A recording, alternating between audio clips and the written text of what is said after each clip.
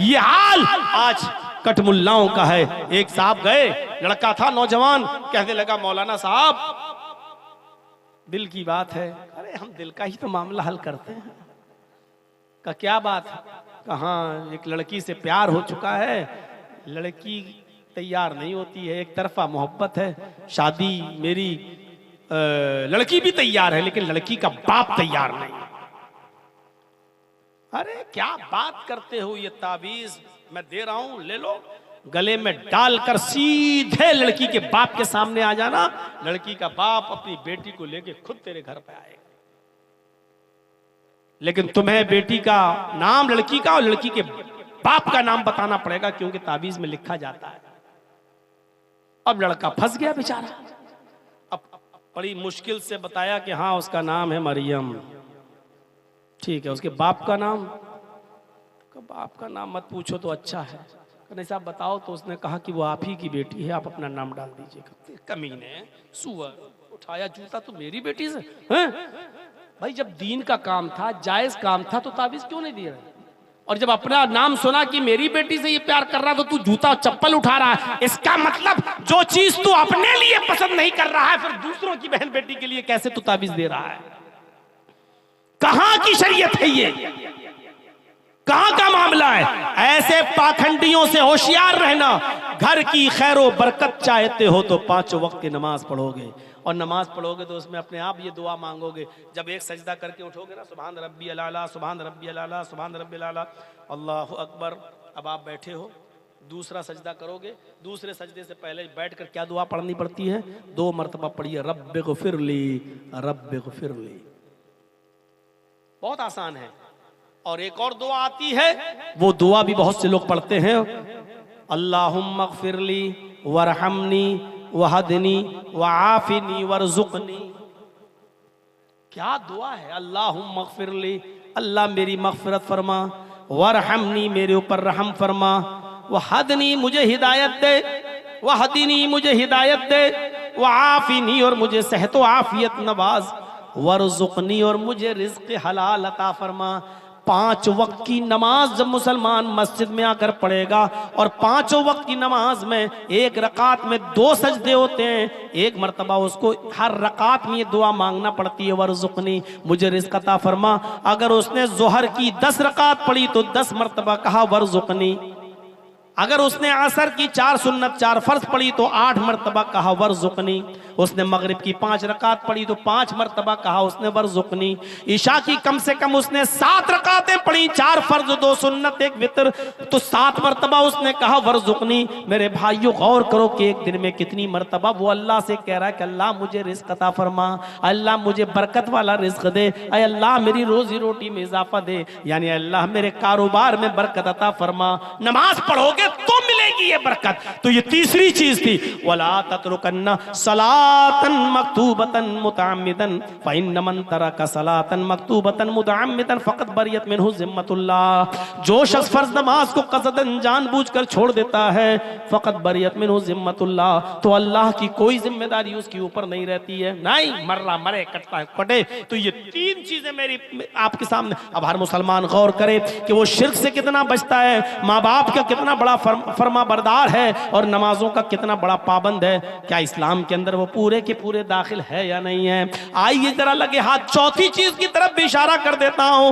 और चौथी चीज भी बड़ी हसास चीज है, हमारे मुआशरे में नासूर की तरह फैली हुई है। अल्लाह के नबी सल्लल्लाहु अलैहि वसल्लम फरमाते हैं, अय माज चौथी चीज पर गौर करो, वला तशरबन्न खमरन फइन्नहु रासु कुल्ल फाहिशतिन। अय माज कभी भी किसी भी हाल में शराब मत पीना, इसलिए कि वो हर बुराई की जड़ है।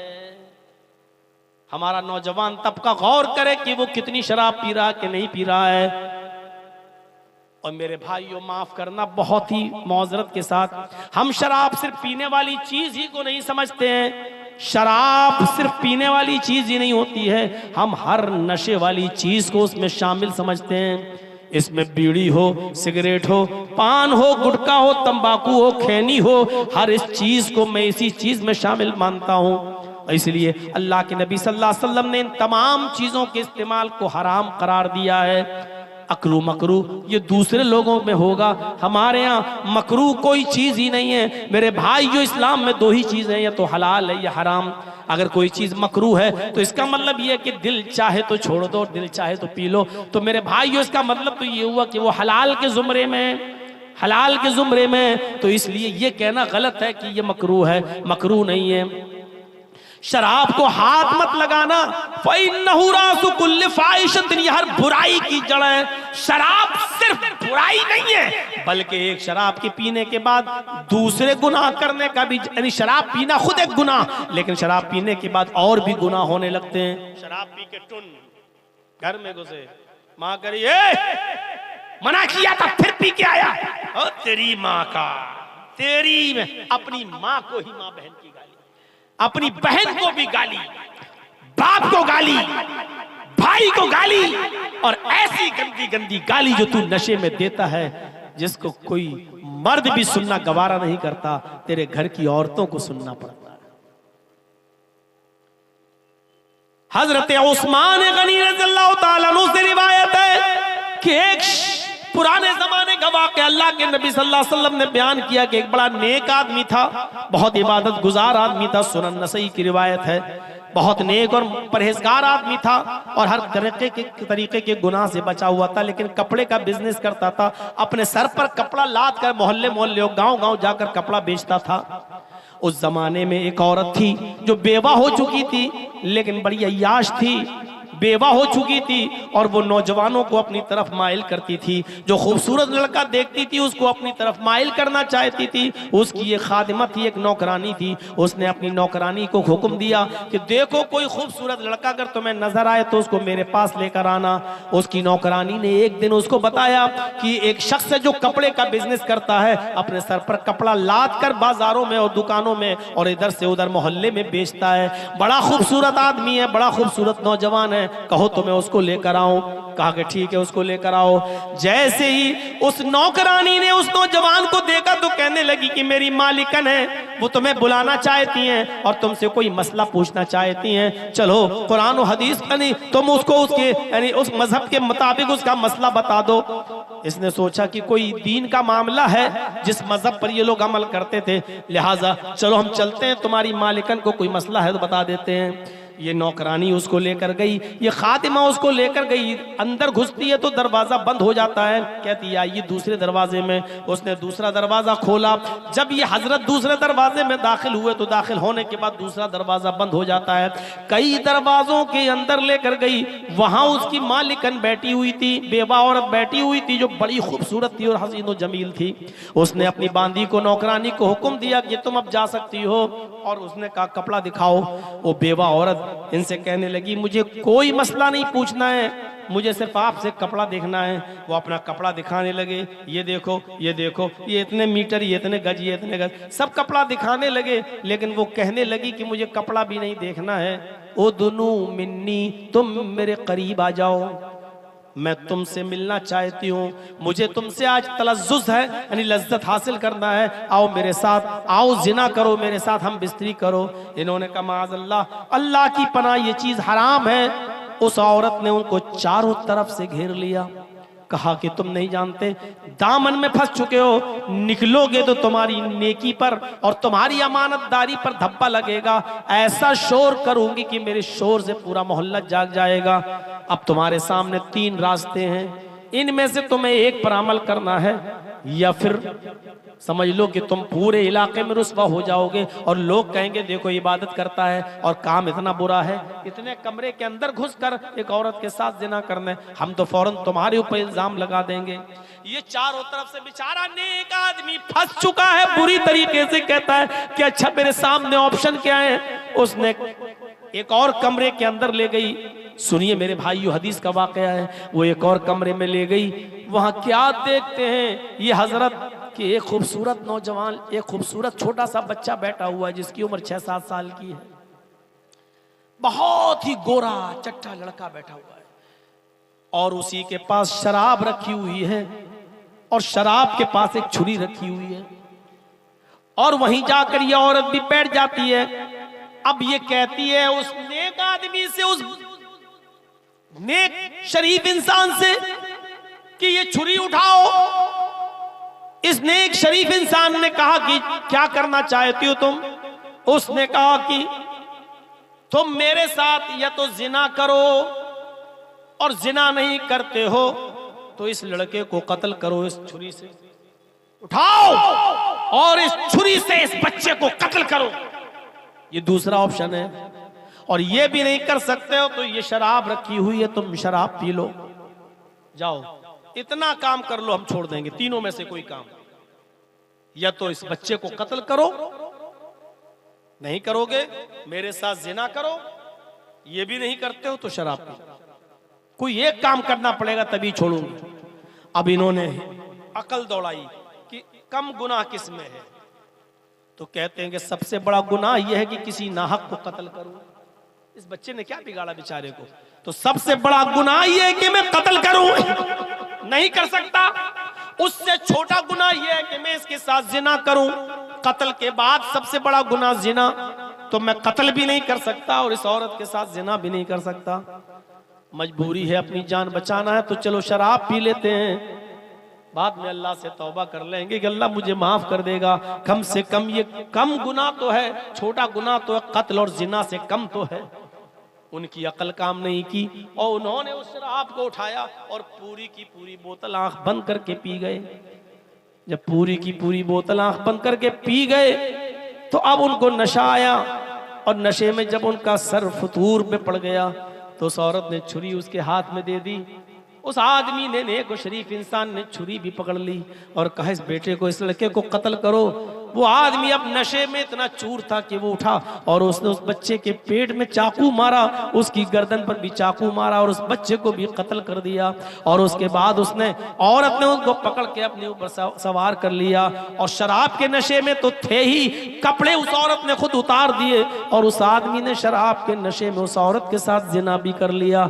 मेरे प्यारे साथियों, उसके बाद में मेरे अंदाजा लगाइए कि अभी तो एक गुनाह करवाया जा रहा था, अब उसने तीन गुनाह कर लिए। यानी बच्चे को कत्ल भी कर दिया, औरत से जिना भी कर लिया और शराब भी पी ली। बहरहाल शराब, ये पूरे काम करने के बाद उनको निकाल दिया गया, घर से बाहर कर दिया गया और बिलाखिर वो पकड़े गए और उनको गिरफ्तार कर लिया गया और फिर उनके ऊपर उस कानून के मुताबिक मुकदमा चला। मैं कहना यह चाहता हूं कि एक गुनाह करवाया जा रहा था, लेकिन शराब पीने के बाद वो तीनों गुनाह कर बैठे, ये सोचकर कि ये सबसे कम गुनाह है, इन दोनों गुनाहों से कम गुनाह है। और जैसे उन्होंने शराब पी तो शराब के नशे में वो भूल गए कि नेकी क्या बुराई क्या है। उन्होंने कत्ल को भी मामूली समझा और उन्होंने जिना को भी मामूली समझा। अल्लाह के नबी फरमाते हैं, आए मुआज़ ला तशरबन्न खमरन फइन्नहु राज़ु कुल्लि फाहिशा। आए मुआज़, कभी भी शराब मत पीना, इसलिए कि शराब तमाम बुराइयों की जड़ है। शराब पियोगे तो हर किस्म का गुनाह तुम करोगे। शराब पीने वाला जिना भी करेगा, शराब पीने वाला चोरी भी कर सकता है, शराब पीने वाला अपने माँ बाप को भी बुरा समझेगा, शराब पीने वाला अपनी बहन और बेटी तक को गाली दे देगा।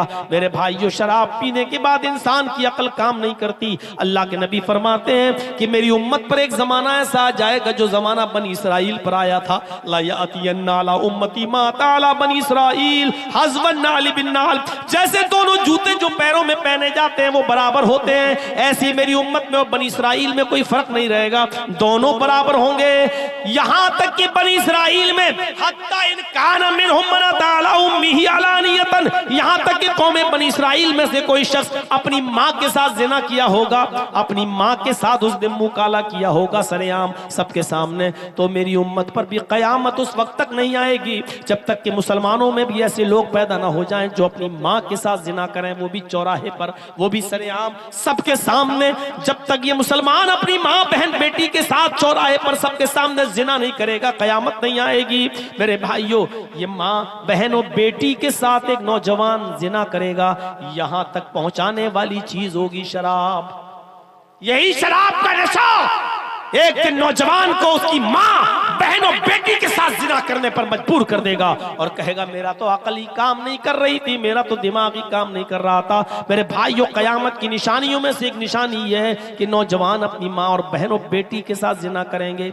मुरादाबाद का एक वाकया मैं आज से 13-14 साल पुराना बताता हूं कि वहां एक लड़की बेचारी नौजवान बेटी, नौजवान लड़की की शादी एक बूढ़े आदमी से कराई गई। जब रीजन पूछा गया तो पता ये चला कि इस कुंवारी लड़की से इसके बाप ने जिना कर लिया था, इसके बाप ने जिना कर लिया था और उस लड़की के पिस्तान से दूध आना शुरू हो गया था। जब वहां के इलाके की औरतों को पता चला तो जब इसको जबरदस्ती पूछा गया कि बता मुजरिम कौन है, ये तेरे साथ ये हरकत किसने की है, तो उसने रोते हुए दास्तान सुनाते हुए अपने बाप का नाम लिया। मेरे भाइयों गौर करो, अब ये दिन आ चुके हैं कि बाप अपनी बेटी के साथ जिना करने लगा, भाई अपनी बहन के साथ भी मुंह काला करने में थक नहीं रहा है। अब मोबाइलों में और यूट्यूब पर और उससे भी घिनौने सॉफ्टवेयर आ चुके हैं, उनमें जाकर जब आप डीपली घुसोगे, जब शहावत जागेगी और शहावत को पूरा करने का कोई इंतजाम नहीं होगा तो इंसान अपनी माँ और बहनों बेटियों के साथ भी जिना करेगा, जानवरों के साथ भी जिना करेगा। ये सब कयामत की निशानियां शुरू हो चुकी हैं। मेरे भाइयों, हमें और आपको मुआशरे की इस्लाह करना है तो शराब नोशी से तौबा करना है। ये 4 चीजें ही मैं बता सका, 10 चीजें मेरी थी लेकिन 10 चीजों पर मैं नहीं चल पाऊंगा। और 5वीं चीज इतना बता दूं कि इय्याका वल मासिया फइन्न बिल मासियति हल्ला सखतुल्लाह, अल्लाह की नाफरमानी का कोई काम मत करना। जिस बस्ती में अल्लाह की नाफरमानी होती है अल्लाह का अजाब उस बस्ती पर हलाल हो जाता है। अल्लाह की नाफरमानी मत करना। देख लीजिए आपके गांव में कितनी अल्लाह की नाफरमानी हो रही है। अगर आपके गांव में आर्केस्ट्रा आती हो और डांस करती हो और पूरे गांव में कोई आदमी आर्केस्ट्रा को डांस करने से रोकने वाला ना हो तो समझ लो इस गांव के अंदर अजाब आने वाला है। अगर शराब नोशी आम है और कोई शराबियों को शराब पीने से मना नहीं कर रहा है तो समझ लो इस बस्ती पर अल्लाह का अजाब हलाल हो चुका है। अगर बस्ती में अक्सर लोग बेनमाजी हैं और मस्जिदों में 4, 5, 10 आदमी आ रहे हैं तो समझ लो कि अल्लाह की नाफरमानी का इस बस्ती में हो रही है, अल्लाह का अजाब इस बस्ती के ऊपर हलाल हो चुका है। अगर बस्ती के अंदर जुआ खेला जा रहा है लेकिन किसी को रोकने की हिम्मत नहीं है और मना करने की हिम्मत नहीं है तो समझ लो कि इस बस्ती के ऊपर अल्लाह का अजाब हलाल हो चुका है। जब अल्लाह का अजाब आएगा तो नेक लोग भी पीसे जाएंगे और बुरे लोग भी। जब चक्की में गेहूं पीसा जाता है तो उसके साथ घुन भी पीस जाता है। जब अल्लाह का अजाब किसी बस्ती में आता है तो बुरों के साथ अच्छे लोग भी पीस दिए जाते हैं। हाँ, ये अलग बात है कि अच्छे लोगों को कयामत के दिन उनकी नीयतों और उनके अच्छे अमल की वजह से उठाकर जन्नत में दाखिल कर दिया जाएगा। ये आए उनका भी यही कलमा था ला इलाहा इल्लल्लाह। मूसा अलैहिस्सलाम इस दुनिया में आए उनका भी यही कलमा था ला इलाहा इल्लल्लाह। ईसा अलैहिस्सलाम इस दुनिया में आए तो उनका भी यही कलमा था ला इलाहा इल्लल्लाह। नूह जब इस दुनिया में आए तो पढ़ा जाता था ला इलाहा इल्लल्लाह नूह रसूलुल्लाह। मूसा इस दुनिया में आए तो पढ़ा जाता था ला इलाहा इल्लल्लाह मूसा रसूलुल्लाह। ईसा जब इस दुनिया में आए तो पढ़ा जाता था ला इलाहा इल्लल्लाह ईसा रसूलुल्लाह। और जब मोहम्मद रसूलुल्लाह सल्लल्लाहु अलैहि वसल्लम इस दुनिया में आए तो पढ़ा जाता है ला इलाहा इल्लल्लाह मुहम्मदुर रसूलुल्लाह। यानी ये कलमा सारे नबियों का कलमा है। उस दौर के नबी के हिसाब से नबी का नाम तो बदलता गया, कभी ला इलाहा इल्लल्लाह नूह रसूलुल्लाह, कभी ला इलाहा इल्लल्लाह मूसा रसूलुल्लाह, कभी ला इलाहा इल्लल्लाह ईसा रसूलुल्लाह। लेकिन अब सारे नबियों की नबुव्वत को मंसूख कर दिया, खत्म कर दिया गया। और अब चलेगी तो शमए रिसालत चलेगी, अब चलेगा तो दीन मोहम्मदी चलेगा और अब चलेगा तो यही कलमा चलेगा ला इलाहा इल्लल्लाह मुहम्मदुर रसूलुल्लाह।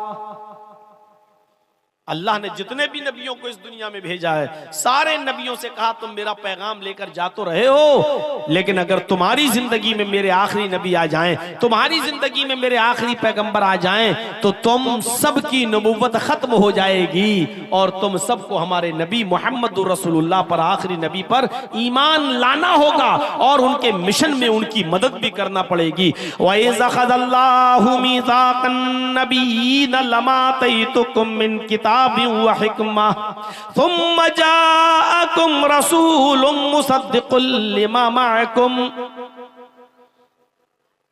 लतुमिनुन्न बिही व लतंसुरुन्नहु। आदेश दिया था, ये हुक्म दिया था अल्लाह ने।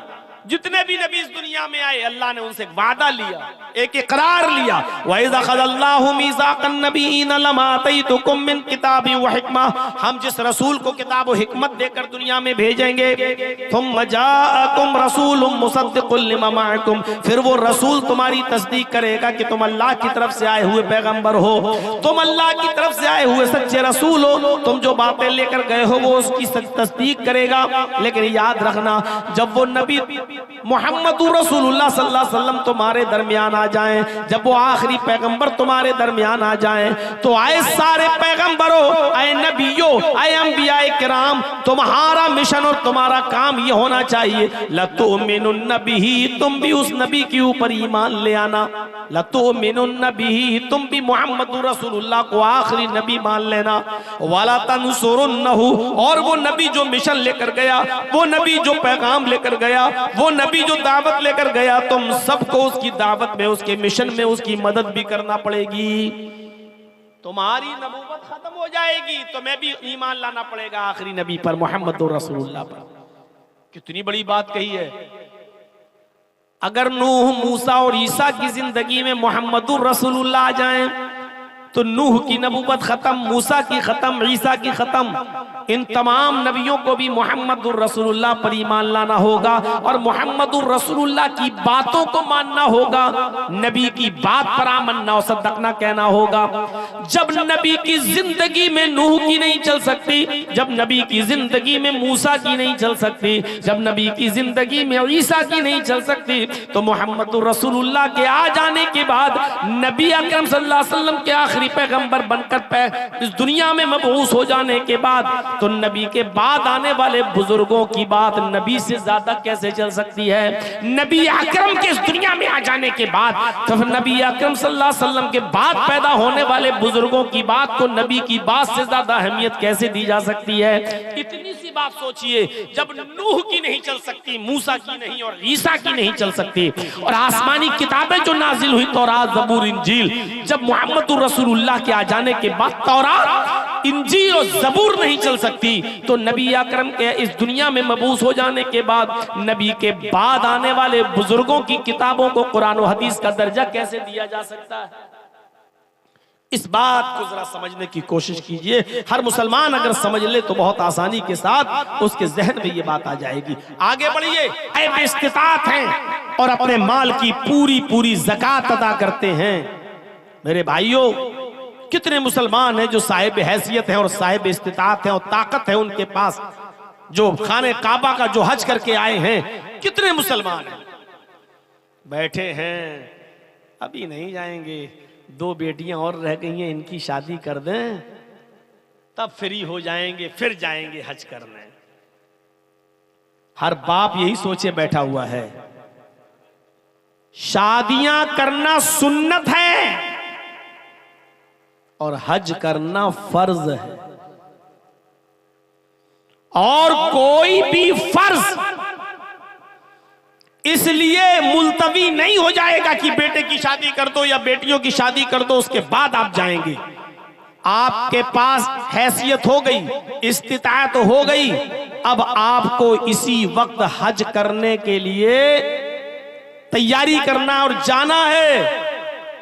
और याद रखना, अगर बेटे और बेटियों की शादी के इंतजार में रुक गए कि 2 बेटियां इनकी शादी करके जाऊंगा, और उनकी शादियों से पहले अगर आपका इंतकाल हो गया, तो आपकी मौत किस हाल में हो रही है आपको ये पता है।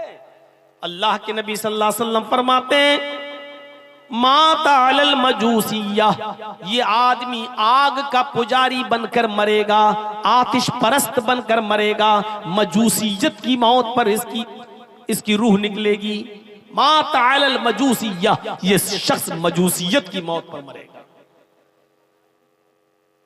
इस्तिताअत है आपके पास, क्यों नहीं जा रहे हज करने? सब बेटियों की शादी करना तब जाएंगे। बेटियों की शादी करोगे, ठीक है, बेटियों की शादी हो जाएगी, हज करके आओ तब हो जाएगी। अब हमारे जहन में क्या है, बेटियों की शादी में लाखों रुपया खर्च होगा। ये जो चीज आई है हमारे जहन में, मेरे भाइयों, यही फजूल खर्ची ने आज हमें फर्ज इबादतों से रोक दिया है। किसने कहा है कि बारात आप अपने घर पे बुलाइए? और किसने कहा है कि आप 100, 150, 200, 250, 300 आदमियों की बारात लेके जाइए? किसने कहा आपसे? ये इतने उलमा बैठे हैं स्टेज पर, और मैं 25 साल से तकरीबन इस एरिया में, कटिहार, बिहार, पूर्णिया, अररिया और ये सब इलाका में 25 साल से दौड़ रहा हूं, तकरीरें कर रहा हूं, और बार बार हर स्टेज पर हमारी बातों में ये सारी बातें आती हैं। आज तक तो कोई आलिम हमें बता नहीं सका कि बारात का सबूत फला फला हदीस में मौजूद है। कहां लिखा है कि लड़की वाला भी बारातियों को अच्छा से अच्छा खाना खिलाए और अच्छे से अच्छा पिलाए और अच्छे से अच्छा उनकी मेहमान नवाजी करे? कौन सी हदीस में लिखा है? कौन सा इस्लाम कहता है? अगर कोई आपको ये कहे कि मैं अपने लड़के की बारात लेकर आपके घर आ रहा हूं, आप कहिए आइए। अगर कोई कहता है कि 300 आदमी आएंगे साहब, आप कहिए 300 नहीं 400 लाइए। आप बेटी वाले हो, मैं आपको जो तजर्बा, जो बात बतला रहा हूं उसको गांठ बांध लो। और कोई है माँ का लाल जो उठे और कहे कि मौलवी जर्जीस ने कुरान और हदीस के खिलाफ ये बात कही है, उसको कहिए कि 300 नहीं 400 लाइए, 500 लाइए। और जब ये सब पहुंच जाएं, आप सबको सिर्फ एक एक गिलास पानी पिला के भगाइए, एक कप चाय भी मत पिलाइए। और आप ऐसा करना शुरू कर देंगे ना, अपने आप बारात खत्म हो जाएगी। और जब वो कहें कि साहब आप क्या कर रहे हैं मेहमानों की, आप मेहमान हैं कहां? आप तो मेरी बेटी के साथ निकाह करने के लिए अपने बेटे को लेकर आए हो, और साथ में इतने लोग भी लेकर आए हो। मुझे ये दिखा दो कि अल्लाह के रसूल ने कभी कहा है कि इन बारातियों को चाय पिलाओ, खजूर खिलाओ, पानी पिलाओ, और इनको खाना खिलाओ, और मीट खिलाओ, बकरा खिलाओ, मुर्गा खिलाओ, और अच्छी से अच्छी मेहमान नवाजी करो। आप हमें दिखा दीजिए, हम करने के लिए तैयार हैं। मेरे प्यारे साथियों, आप एक एक गिलास पानी पिलाइए, वो भी बिजलरी नहीं, चापाकल का जो आप पीते हो, उसी हैंड पाइप का जिसका आप पीते हो। और कहो ठीक है आप निकाह करिए और ले जाइए हमारी बेटी को, हो गया। 500 नहीं 1000 आदमी को बुलाइए।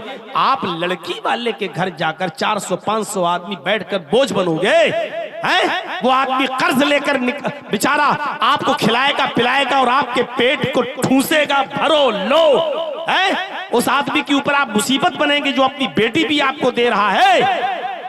हम आप गौर करें कि कितने % मुसलमान हैं। हमारा दिल अंदर से गवाही देगा। खोलिए अपने गरीबान के बटन और दिल से पूछिए हम मुसलमान हैं। जब आपका दिल कह दे कि हाँ, तो उससे पूछिए हम कितने % मुसलमान हैं। आपका दिल अंदर से गवाही देगा। बहुत बड़ा काम कर रहे हैं आप माशाअल्लाह। एक मस्जिद की तामीर, एक मस्जिद की तौसी, बढ़ चढ़ के हिस्सा लिया है। लेकिन याद रखिए मस्जिद तो बन जाएगी, और आप थोड़ी बनाएंगे। जिसके नाम पर बन रही है, अल्लाह का घर है, वो इंतजाम कर देगा। आपको मस्जिद बनाने की फिक्र होनी चाहिए, लेकिन उससे ज्यादा फिक्र ये होनी चाहिए कि मस्जिद तो आलीशान बन जाएगी, मस्जिद में तो एसी लग जाएगा, लेकिन इस मस्जिद में नमाज पढ़ने वालों की मिकदार कितनी रहेगी, इस बात की फिक्र होनी चाहिए। अभी जर्जीस साहब का जलसा खत्म हो जाएगा 1:30 बजे के आसपास। तो मेरे भाइयों, अब आप अपनी जिस मस्जिद में नमाज पढ़ते हो, फजर में देखिएगा इस जलसे के बाद आपकी मस्जिद कितनी भरती है। आज उठिएगा, मस्जिद में जाइएगा और मुशाहिदा करिएगा कि फजर के अंदर इस मस्जिद में कितने नमाजी आ रहे हैं। आपकी मस्जिद में आने वाले नमाजी ये बता देंगे कि आज का 24 फरवरी का ये जलसा जो आपके बबुला बोना में हो रहा है, ये कितने % कामयाब हुआ और कितना नाकाम हुआ। सुबह में फजर की नमाज में मस्जिद बता देगी कि आपका जलसा कितना कामयाब हुआ और कितना नाकाम हुआ। सुबह फजर की नमाज पढ़ने जाओ तो मस्जिद से सवाल कर लेना, आए मस्जिद बताओ आज की रात का जलसा कितना कामयाब हुआ। मस्जिद के नमाजी आपको बता देंगे कि कितना कामयाब हुआ। मस्जिद तो बना ली शब भर में ईमान की हरारत वालों ने, मन अपना पुराना पापी रहा बरसों में नमाजी बन न सके। कोई पूछने की जरूरत नहीं, मस्जिदों से सवाल करिए कि मस्जिद बता कितना जलसा कामयाब हुआ, मस्जिद बता देगी कामयाब नहीं हुआ। आधी रात 1 बजे 1:30 बजे 2 बजे जलसा खत्म कर दिया, जो लोग पढ़ते भी थे वो भी नहीं आए, नींद में सो गए हैं। आपकी मस्जिदें बता दें। ये जलसा फर्ज नहीं है, नमाज फर्ज है। जलसा आप नहीं भी कराते तो गुनाहगार नहीं होते, लेकिन फजर की नमाज में अगर आप मस्जिद में नहीं जा रहे हैं तो गुनाहगार हो रहे हैं। या अय्युहल्लज़ीना आमनू दुखुलू फिस्सिल्मि काफ़ा, आई ईमानो वालो तुम इस्लाम के अंदर पूरे के पूरे दाखिल हो जाओ। आइए चंद चीजें बताता हूं, इन चीजों पर गौर करके अपने आप को टटोलिए और देखिए हम कितने % मुसलमान हैं। हजरत मुआज़ इब्न जबल फरमाते हैं कि अल्लाह के रसूल सल्लल्लाहु अलैहि वसल्लम ने मुझे 10 बातों की नसीहत फरमाई, 10 बातों की वसीयत फरमाई। इन 10 बातों पर मैं आज के प्रोग्राम में चल तो नहीं पाऊंगा, तर्जमा कर दूंगा, लेकिन कुछ चीजें मैं उठा रहा हूं, सुनिए मेरे भाइयों। हजरत मुआज़ कहते हैं कि अल्लाह के रसूल सल्लल्लाहु अलैहि वसल्लम ने मुझे 10 बातों की वसीयत की। ये 10 चीजें हम गौर करेंगे और हर आदमी सोचे कि ये इस्लाम का हिस्सा है, ये कितनी चीजों पर हम अमल कर रहे हैं। पहली चीज, आए मास ला तुशरिक बिल्लाहि शैअन इन कुतिलता हुर्रिकता। आए मास, अल्लाह के साथ कभी भी किसी भी हाल में किसी को शरीक मत करना, शिर्क मत करना। ला तुशरिक बिल्लाहि इन कुतिलता हुर्रिकता, अगर तुझे काट दिया जाए, कत्ल कर दिया जाए, औ हुर्रिकता या तुझे जलाकर राख कर दिया जाए। अब शिर्क समझते हैं किसे कहते हैं? शिर्क में एक चीज मैं समझाऊंगा, उसी से आपको समझ जाएंगे। शिर्क कहते हैं अल्लाह की जातो सिफात और उसके इल्म और उसकी रुबूबियत और उलूहियत में किसी दूसरे को शरीक करना। मसलन आप ये कहें कि सजदा अल्लाह को है, लेकिन किसी और को भी हम सजदा कर सकते हैं। ये इबादत का नहीं, ताजीमी सजदा। आप इस तरीके की अगर बातें करते हैं, हम अल्लाह से दुआ करते हैं कि अल्लाह तू मुझे शिफा दे, आय अल्लाह मेरे बाप का इंतकाल हो गया तो उनको जन्नत दे। ये दुआ हम कहीं और जाकर भी कर सकते हैं कि आप हमारे बाप के लिए दुआ कीजिए अल्लाह ताला से कि अल्लाह ताला मेरे बाप को बख्श दे। या कहीं जाकर हम कहें कि बेटा ने शादी को 20 सालें हो गई हैं, 10 सालें हो गई हैं, बच्चा नहीं हो रहा है, आप हमें अल्लाह से दुआ करके, अल्लाह से सिफारिश करके मुझे बेटा बेटी दिलवा दो। मेरे भाइयों, आप डायरेक्ट मांगिए। शिर्क को समझने के लिए एक और मिसाल मैं देता हूं आपको। एक चीज होती है कुफ्र और एक चीज होती है शिर्क। इंतहाई मजबूरी में जहां आपकी जान को खतरा है और कोई आपसे कुफ्र करा रहा है, वहां अपनी जान को बचाने के लिए कुफ्र करना जायज हो जाता है, लेकिन शिर्क करना उधर भी जायज नहीं है। मसलन कोई शख्स आपको पकड़ ले, चाकू निकाल ले, पिस्टल निकाल ले, खंजर निकाल ले और 4-5 लोग आपको पकड़ लें और पकड़ कर कहेंगे किसको मानता है? आप कहो अल्लाह को, और वो मारे थप्पड़, अल्लाह का इनकार कर, अल्लाह का इनकार कर, अल्लाह का इनकार कर। और ऐसी सूरत में आपकी जान जाने वाली हो और आप जानते हो कि जब तक अल्लाह का इनकार नहीं करेंगे ये आदमी मुझे छोड़ेंगे नहीं, मार डालेंगे। ऐसी सूरत में, ऐसी शक्ल में आप अल्लाह का इनकार कर सकते हैं और अपनी जान बचा सकते हैं, जायज।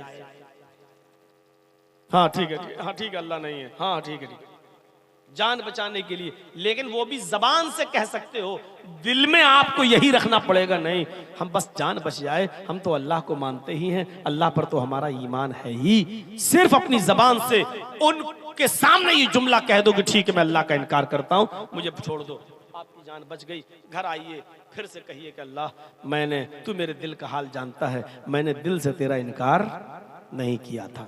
जायज। ये सब मोबाइल छीनो तो इनके, मोबाइल छीन के दूसरे लोगों जो पीछे खड़े उनको भी डिस्टर्ब करते हैं। क्या करोगे? मौलाना जर्जी साहब की फोटो लेके जन्नती हो जाओगे क्या? एक तो खड़े हैं, दूसरा फोटो और कैमरा। चाहे तो इधर भी बैठ सकते हैं ये लोग।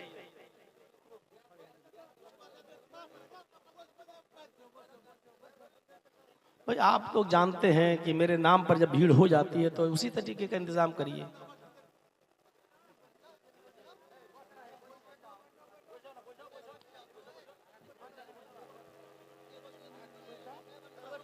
अब आइए इधर तवज्जो दीजिए, नहीं सुनेंगे भी नहीं और सुनने भी नहीं देंगे। तो अल्लाह का इधर देखिए, अल्लाह का इनकार करने से जान बच रही है तो बचा लीजिए। अब आइए दूसरी मिसाल पर, शिर्क क्या होता है?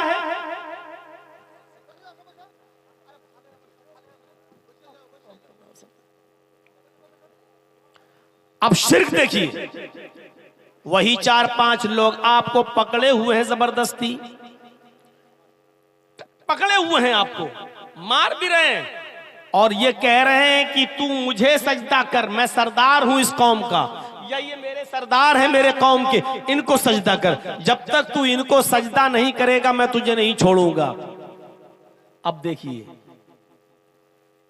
जब तक तू मुझे या मेरे सरदार को सजदा नहीं करेगा मैं नहीं छोड़ूंगा, कत्ल कर दूंगा, मार दूंगा।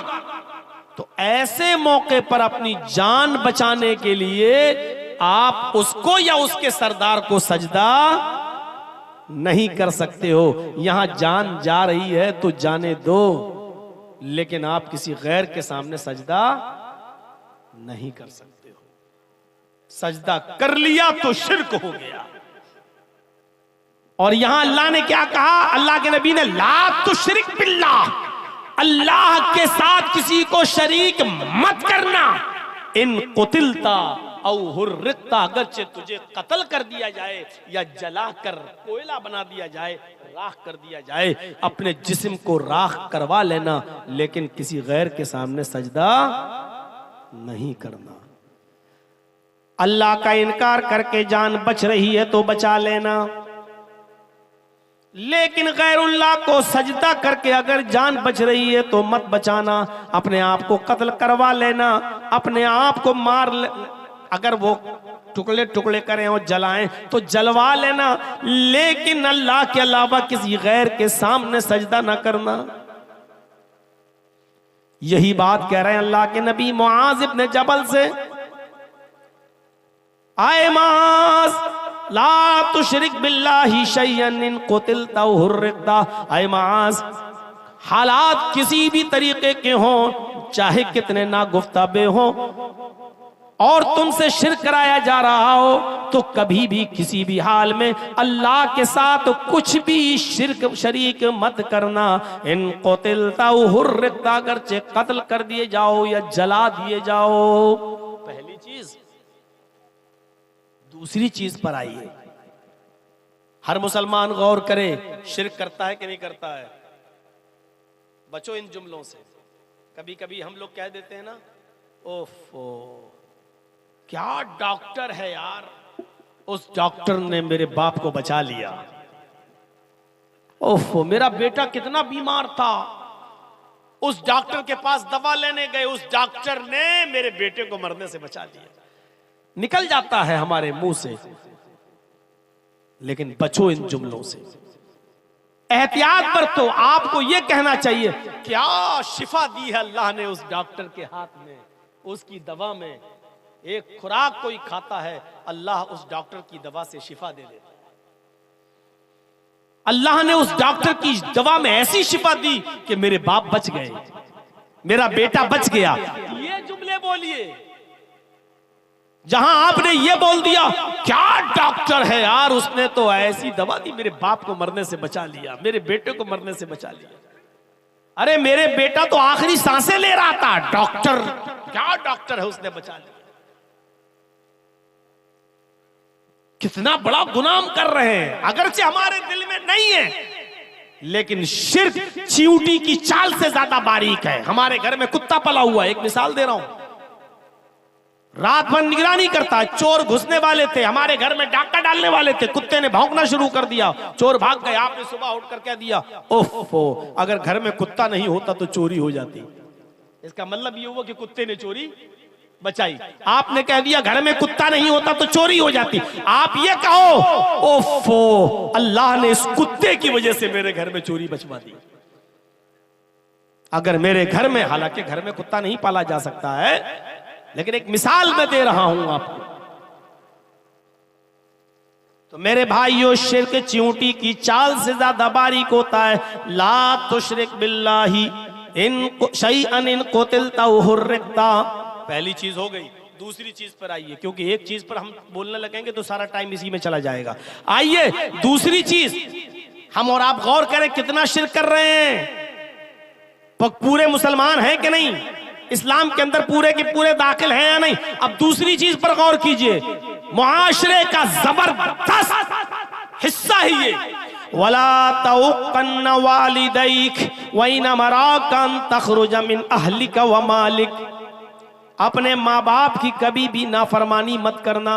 वालिदैक में दोनों चीजें शामिल है, माँ भी और बाप भी।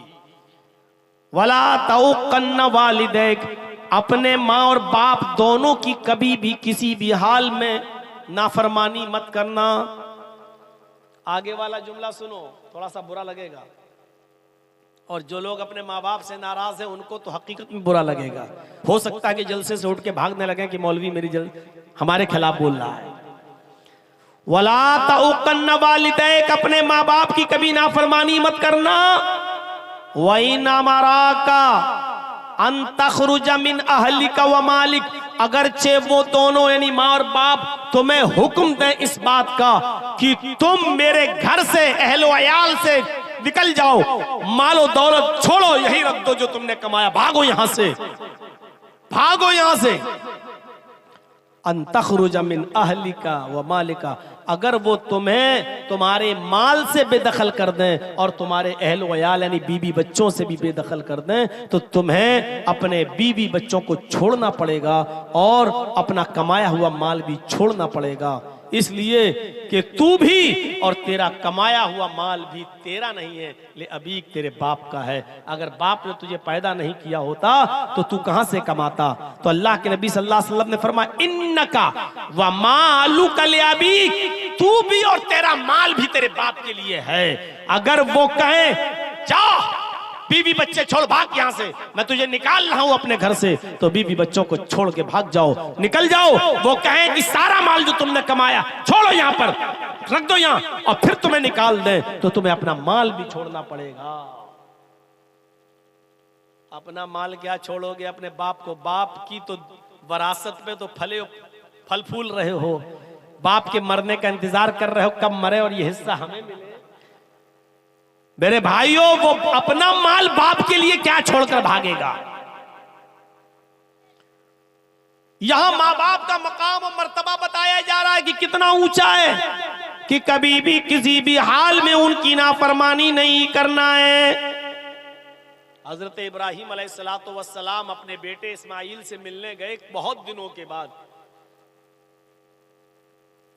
वो मुल्के शाम में थे, जब उनसे मिलने के लिए गए दरवाजे को खटखटाया। इस्माइल अलैहिस्सलाम की बीवी ने दरवाजा खोला। इस्माइल की बीवी नहीं जानती थी कि ये मेरे शौहर के बाप हैं, यानी मेरे ससुर हैं, मालूम नहीं था उनको।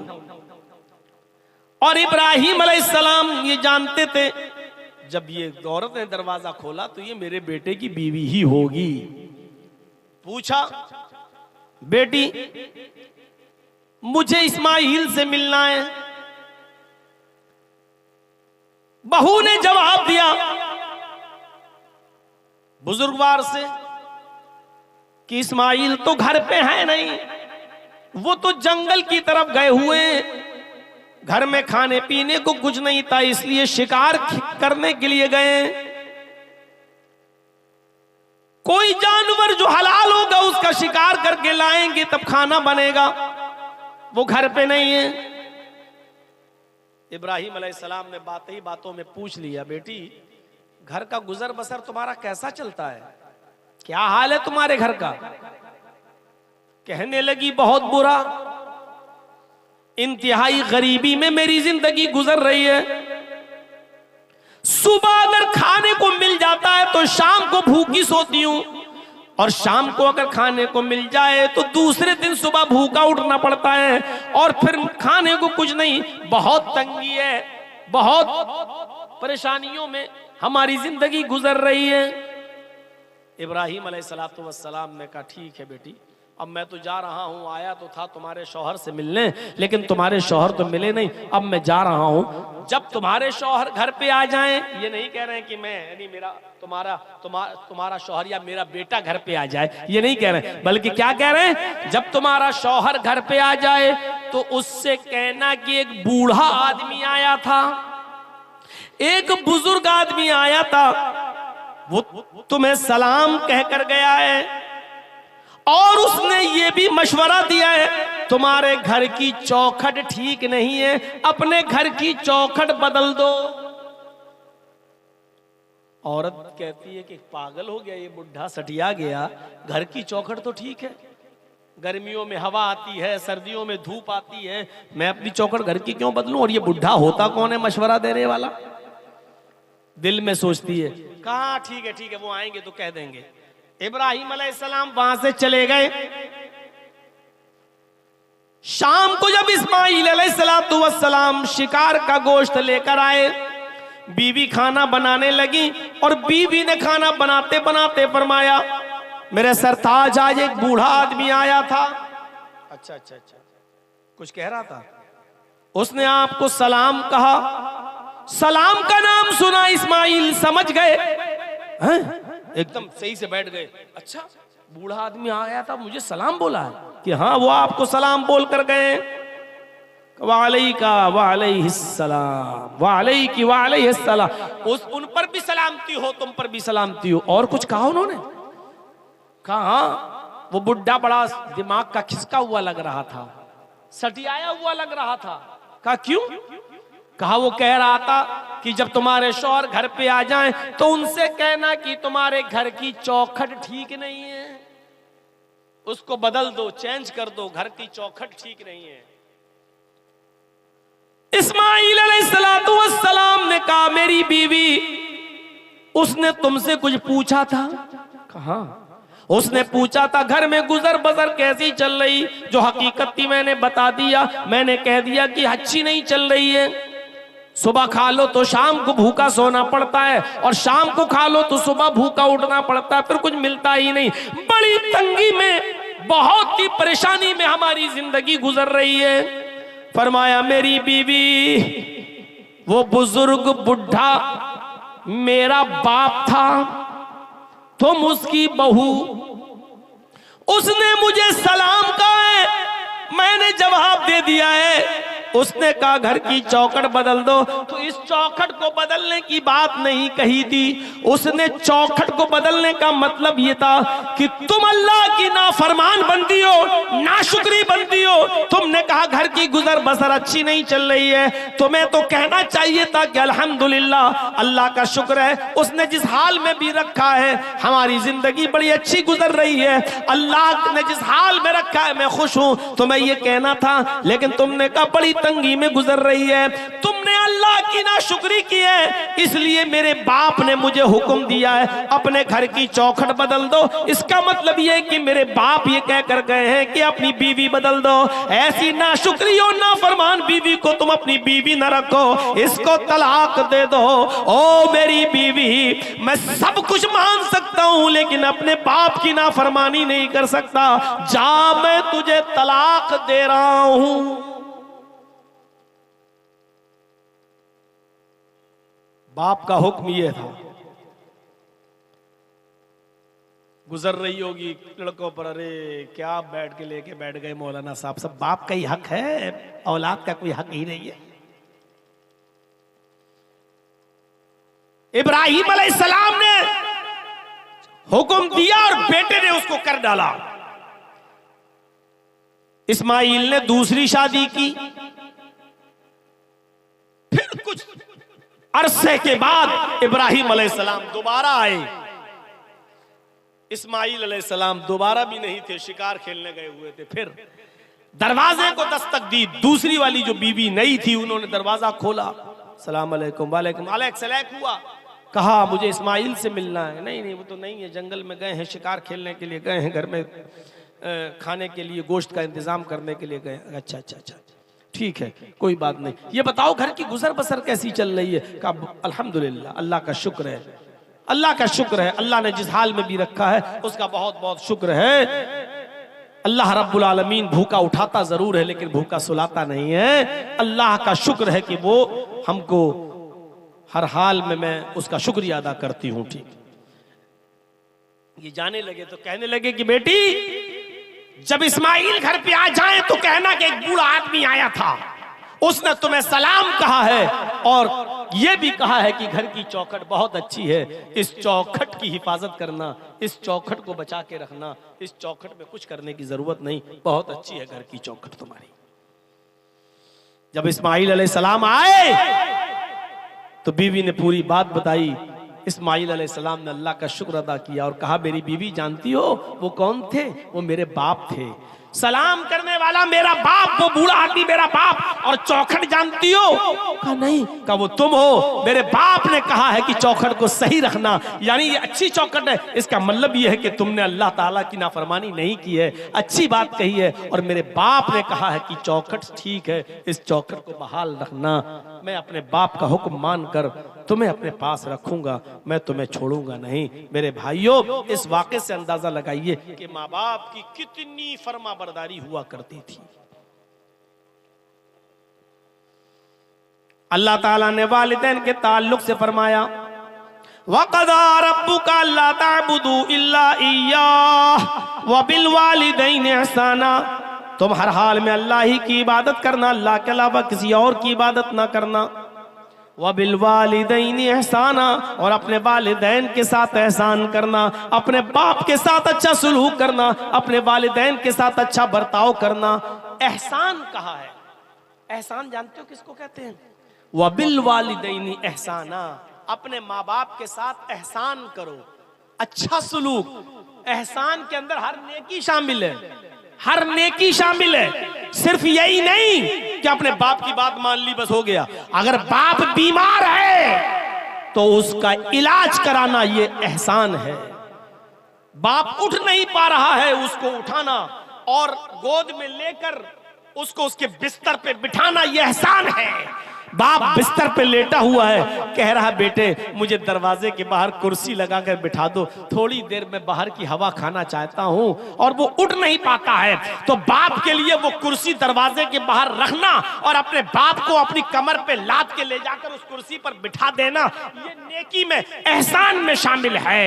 जरा गौर करो कि एक सहाबी अपनी माँ को जो अंधी थी और हाथों से कोड़ी थी और पैरों से लंगड़ी थी, दांत नहीं थे मुंह में, उसने कहा मैं उम्रा करना चाहती हूं, तवाफ करना चाहती हूं खाने काबा का।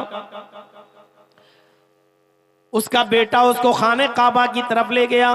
अब लंगड़ी थी तो बेचारी चल नहीं सकती थी, अंधी थी, देख नहीं सकती थी, इसलिए बेटे ने उसको अपने कांधों पर लाद लिया, अपने कांधों पर सवार कर लिया, अपनी गोद में उसको उठा लिया और पीठ पर सवार कर लिया। और उसके बाद बेटा अपनी माँ को तवाफ कराने लगा। पांचवा या छठा चक्कर था कि उनकी मुठभेड़ हजरत उमर फारूक रज़ियल्लाहु ताला अन्हु से हो गई। हजरत उमर फारूक से अस्सलाम वालेकुम, वालेकुम अस्सलाम।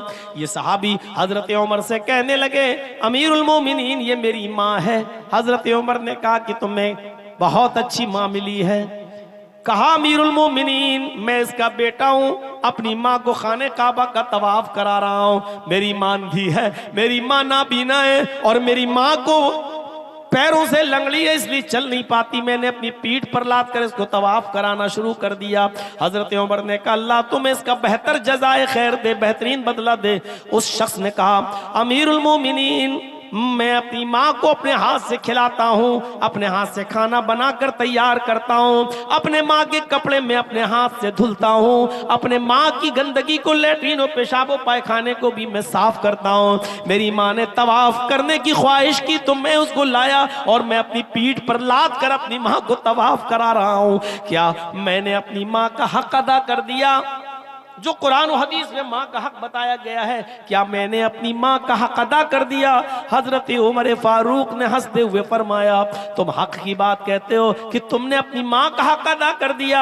अरे सुनो, जब तुम्हारी माँ तुम्हें पैदा कर रही थी, जब तुम्हें जन रही थी, जब तुम उसके पेट से बाहर आ रहे थे, जब तुम्हारी माँ तुम्हें पैदा कर रही थी और दर्द की वजह से जब वो कराह रही थी, दर्द की वजह से जब वो रो रही थी और उसकी आवाज आह करके निकल रही थी, जब तुम अपने माँ के बदन से बाहर आ रहे थे और वो दर्द से कराह रही थी, चीख रही थी, वो चिल्ला रही थी, उसके मुंह से जो आह निकली थी, पहली आह, पहली चीख जो उसके मुंह से निकली, अभी तो तूने उस पहली आह का भी हक अदा नहीं किया। तू अपनी माँ की पूरी जिंदगी का हक अदा क्या करेगा? तूने तो अभी अपनी माँ की पहली आह का भी हक अदा नहीं किया। पेशाब पायखाना साफ करने वाला लड़का, अपने हाथ से खाना बनाकर माँ को खिलाने वाला लड़का, अपनी पीठ पर लाद कर खाने काबा का तवाफ कराने वाला बेटा, और इस हाल में हजरत उमर कह रहे हैं कि जब वो तुझे पैदा कर रही थी और दर्द की वजह से चीख रही थी, अभी तो तूने उसकी पहली आह का भी हक अदा नहीं किया। नौजवानों जरा सोचो, माँ और बाप का दर्जा कितना बड़ा है, उसका मकाम कितना बड़ा है। हम इस्लाम में पूरे के पूरे दाखिल हैं, क्या हम अपने माँ बाप की ऐसी खिदमत करते हैं? क्या हम माँ बाप की ऐसी सेवा, ऐसी खिदमत कर रहे हैं? ऐसी ऐसी औलाद, तारीख के औराक पढ़िए तो ऐसी ऐसी औलाद गुजरेगी कि बाप भी जेल में और बेटा भी जेल में। बाप की उम्र 90 साल और बेटे की उम्र 50 साल। बाप भी जेल में और बेटा भी जेल में, लेकिन दोनों पक्के नमाजी। बेटे ने देखा कि मेरा बाप जेल के अंदर है और 90 साल की उम्र है और नमाज एक भी वक्त की नहीं छोड़ता है और मैं भी नहीं छोड़ता हूं, और जेल में ठंडा पानी मिलता है, सर्दियों की सख्त रात है, सर्दियों की इस ठंडी रात में ठंडे पानी से वुजू बनाते वक्त मेरे बाप को बार बार एलर्जी हो जाती है, नज़ला होता है, जुकाम होने लगता है, उसको फीवर आ जाता है। तो क्या करना चाहिए? उसका 50 साल का बेटा रात में ईशा की नमाज के बाद अपने बाप को बिस्तर पर सुला देता था कि तुम सो जाओ, फजर में उठना है। बाप उसी जेल के अंदर सोने लगता और बेटा तांबे के लोटे में पानी भरता, बेटा तांबे के लोटे में पानी भरता और उस पानी को, उस लोटे को अपने पेट से लगा लेता और सुबह फजर की अजान तक, फजर की नमाज तक उस लोटे को अपने पेट से लगाए रखता कि पेट की गर्मी से पानी में कुछ गर्मी आ जाए, इस पेट की गर्मी से पानी में कुछ हरारत आ जाए। और जैसे ही फजर का वक्त होता, बेटा फौरन अपने बाप को वो पानी देता, जो कदरे गर्म हो जाता, थोड़ा बहुत उसकी ठंडक मिट जाती और थोड़ी गर्मी आ जाती। कहता बेट बाबू जल्दी से वुजू बनाइए, पानी ठंडा हो जाएगा। और उसका बाप जल्दी से वुजू बनाता।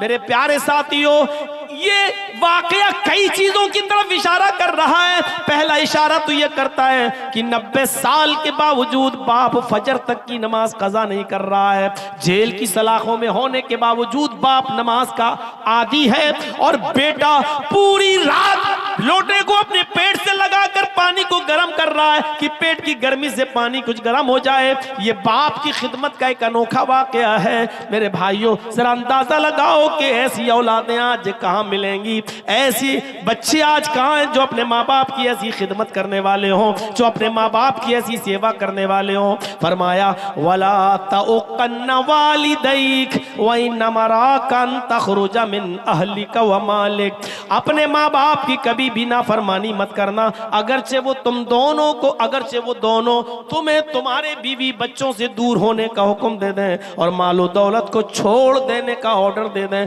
इसके बावजूद तुम अपने माँ और बाप का दिल मत दुखाना और उनकी खिदमत करते रहना, उनकी नाफरमानी कभी मत करना। दो चीजें हो गई। तीसरी चीज पर आइए नौजवानों, तीसरी चीज। पहली चीज शिर्क मत करना, चाहे जला दिए जाओ या कत्ल कर दिए जाओ, पहली चीज। दूसरी चीज अपने माँ बाप की कभी नाफरमानी मत करना। और तीसरी चीज की तरफ इशारा कर रहे हैं अल्लाह के नबी माज, वला तत्रुकन्न सलातन मक्तूबतन मुतअम्मिदन। आए माज, फर्ज नमाज कभी भी किसी भी हाल में मत छोड़ना। फर्ज नमाज, ताकीद देखिए, ताकीद पर ताकीद। ला तत्रुकन्ना सलातन मक्तूबतन मुतअम्मिदन, हरगिज हरगिज कभी भी किसी भी हाल में तुम फर्ज नमाज मत छोड़ना।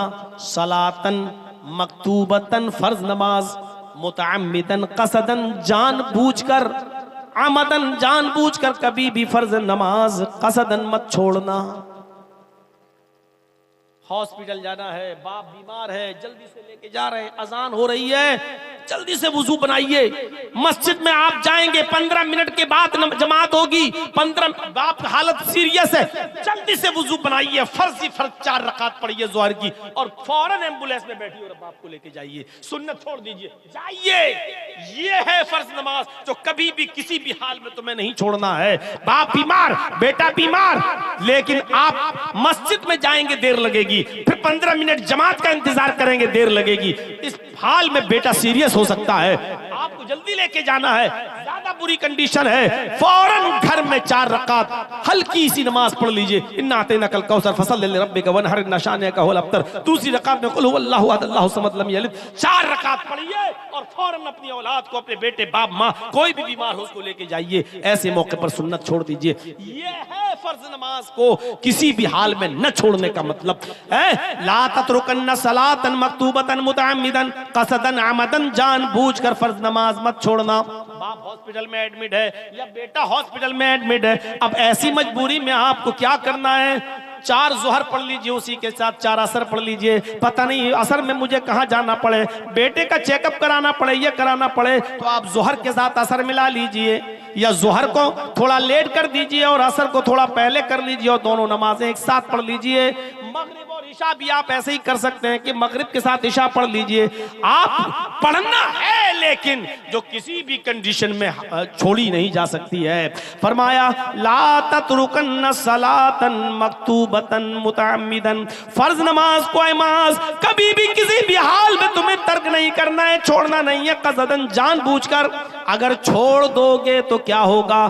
फ़इन्न मन तरका सलातन मक्तूबतन मुतअम्मिदन फ़क़द बरियत मिन्हु ज़िम्मतुल्लाह। जो शख्स फर्ज नमाज को कसदन आमदन जानबूझकर छोड़ देता है, टाइम है लेकिन नहीं पढ़ रहा है, अजान हो रही है, रुक जाओ, इंडिया पाकिस्तान का मैच आ रहा है, आखिरी ओवर रह गया है, आखिरी ओवर देख ले तब जाएंगे। वो ओवर देखा तब तक मस्जिद में गया, जमात हो चुकी है। इसको कहते हैं अमदन और जानबूझकर छोड़ना। अमदन और कसदन जानबूझकर छोड़ना इसको कहते हैं। आप दुकान पर बैठे हैं, अजान की आवाज हो रही है, अब बेटे को फोन कर रहे, बेटे जल्दी आओ, तुम बैठो दुकान पे, मैं नमाज पढ़ने जाऊंगा। अब जब तक बेटा आ रहा है तब तक आप दुकान पे बैठ के शॉपिंग कर रहे हैं, और जब बेटा आया अब आप नमाज पढ़ने के लिए जा रहे हैं। मेरे भाइयों, जब नमाज पढ़ने के लिए मस्जिद में पहुंचे तो जमात हो चुकी है, जबकि उसूल ये था कि दुकान बंद करते, बेटे से भी कहते कि चलो नमाज पढ़ने, बाप भी पढ़ता और बेटा भी पढ़ता। मेरे भाइयों, दोनों को नमाज पढ़ना था। ये मस्जिद बन रही है इसलिए नमाज का टॉपिक उसी पर चिस्पा कर लीजिएगा, क्योंकि मस्जिद बनती ही इसलिए है कि उसमें इबादत हो, नमाज पढ़ी जाए। मस्जिद बना ली लेकिन नमाजियों से खाली रहे तो कोई फायदा नहीं। मेरे भाई